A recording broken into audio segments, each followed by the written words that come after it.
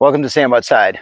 I'm Sam and I'm outside, inviting you to consider, do you have the resources necessary, maybe even required, useful, to spend time outdoors?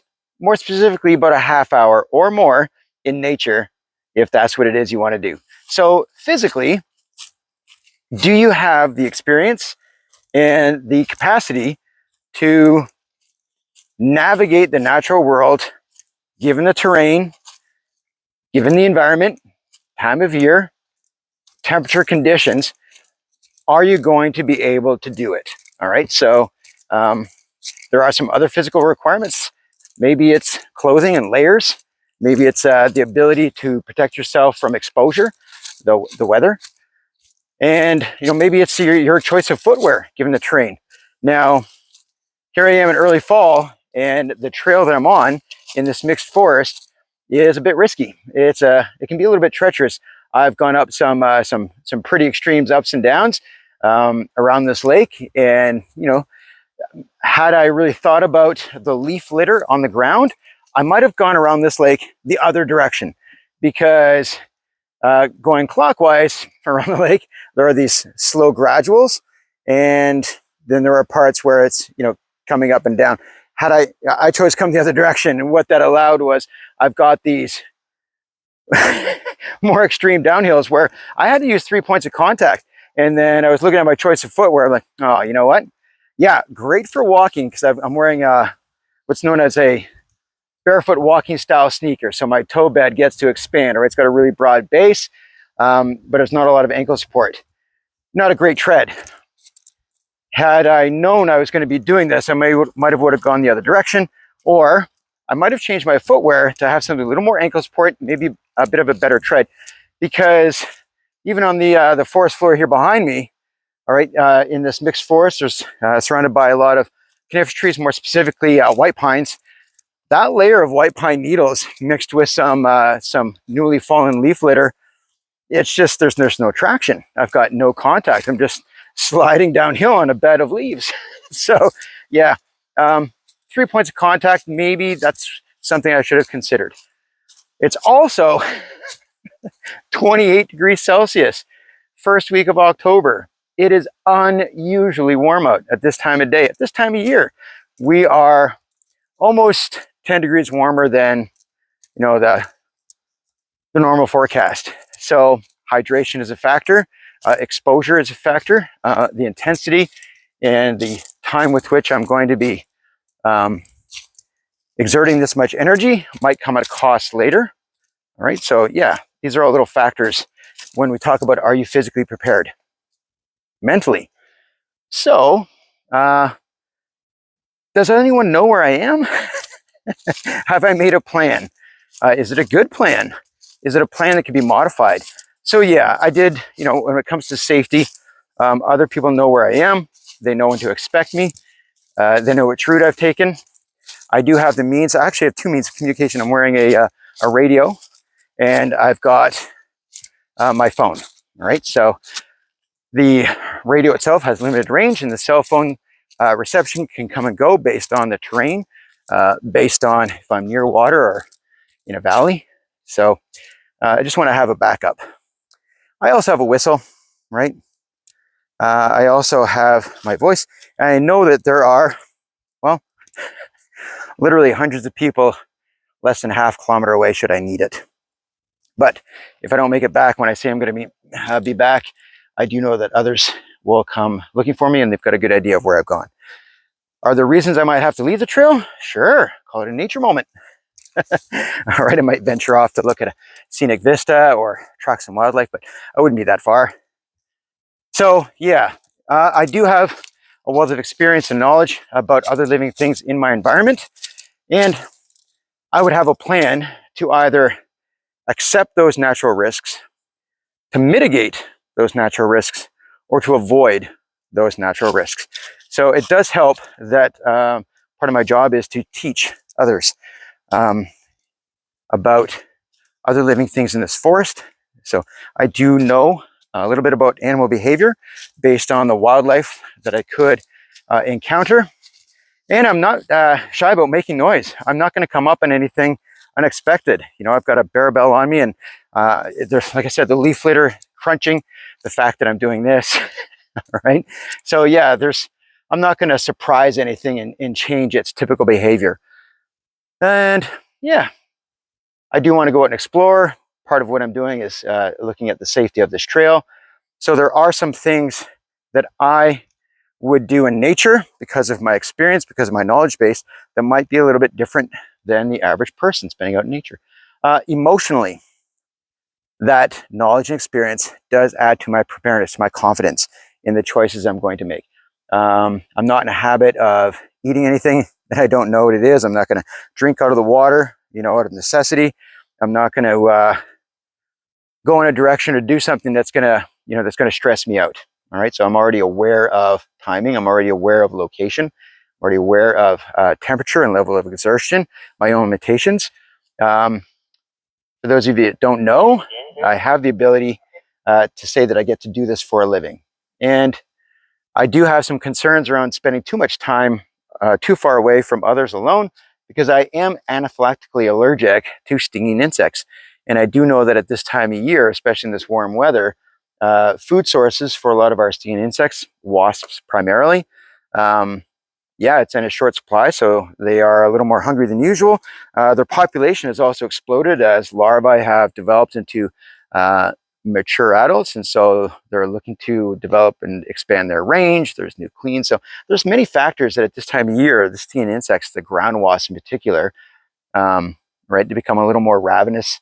And yeah, so I carry 2 EpiPens on me, and I also carry Benadryl. So as long as I've got the ability to breathe and swallow, I'm going to take a lot of Benadryl before I use that epinephrine. So, and those people that I work with know that I have that on me. So here's just another risks that I'm able to. I made this bridge across this beaver pond about, well, maybe 20 years ago, and it's been worked on and inspected several times. And yeah, I keep remembering to put grip tape on it. Just, you know, it's good for hiking. You wouldn't want to be an amateur cyclist going across that bridge on a mountain bike, but yeah, it's better than what I used to do, crossing one part of our property to another across that beaver dam. Yeah, I probably spent the first 2 or 3 years of my outdoor education career walking guests across the top of that beaver pond.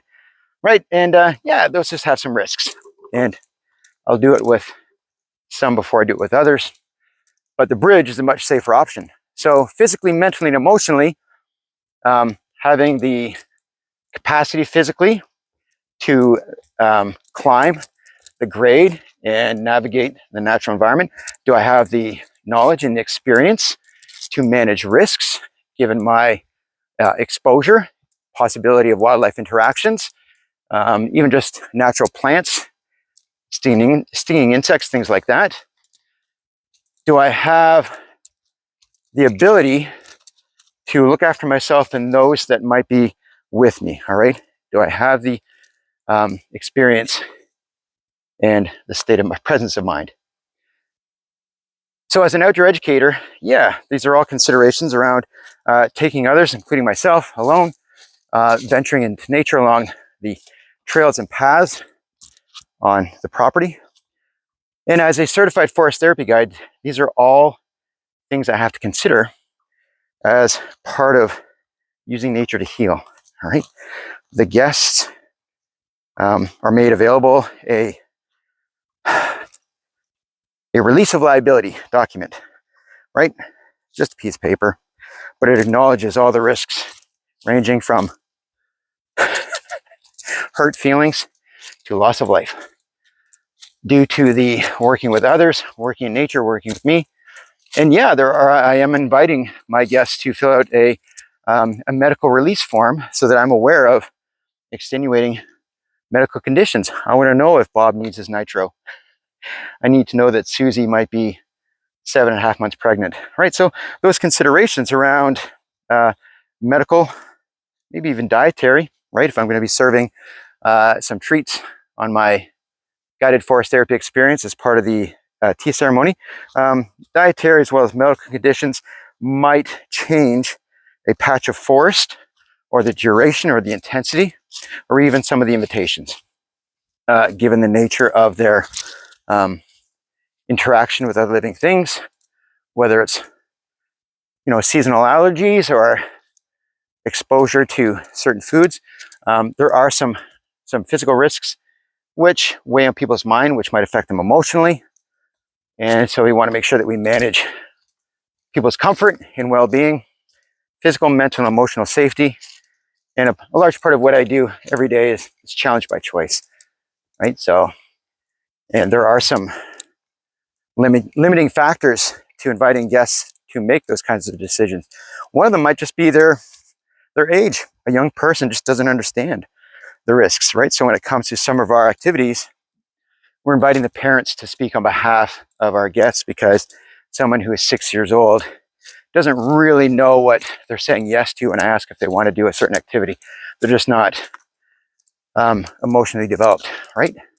They haven't experienced adrenaline for the first time, and maybe our zip line isn't the time and the place to do it.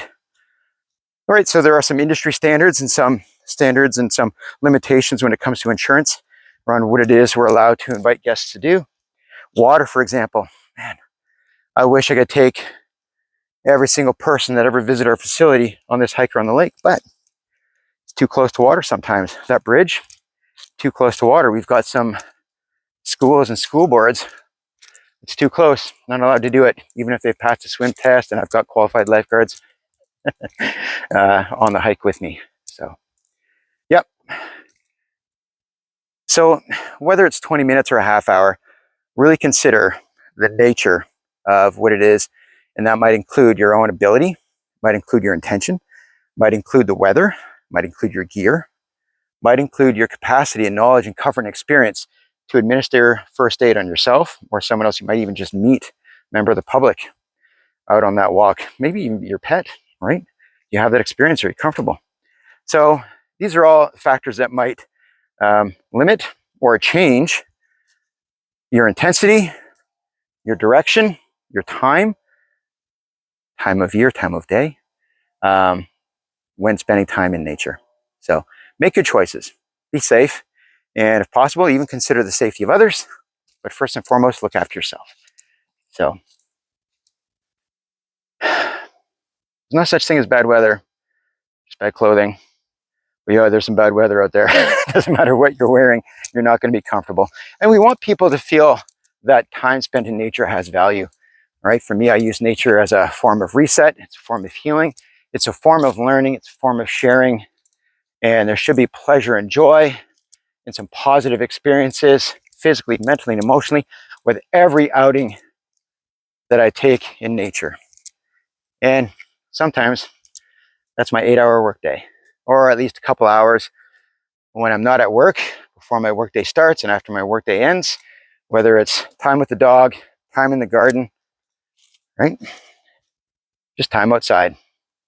So please, be safe, be prepared, physically, mentally, emotionally. Go outside. It always helps, all right? Thank you so much for watching. I appreciate you. Thanks again. Talk to you soon. Bye-bye.